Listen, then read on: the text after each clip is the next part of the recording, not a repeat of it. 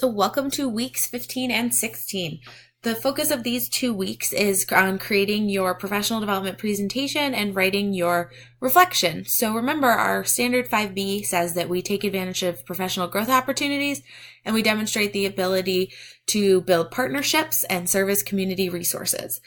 So this is really that opportunity for you to participate in the professional activities, create a research for your colleagues, and reflect on how this has impacted your philosophy of educating else. So this week, please make sure you complete your course SOFI as well as the individual course survey. The SOFIs are important. They do get looked at by the departments and they do give me some feedback. The course survey is specific to our course, so I asked you to give some time giving your feedback because just like we talked about in week 14, I can't grow this course without the insights of the participants.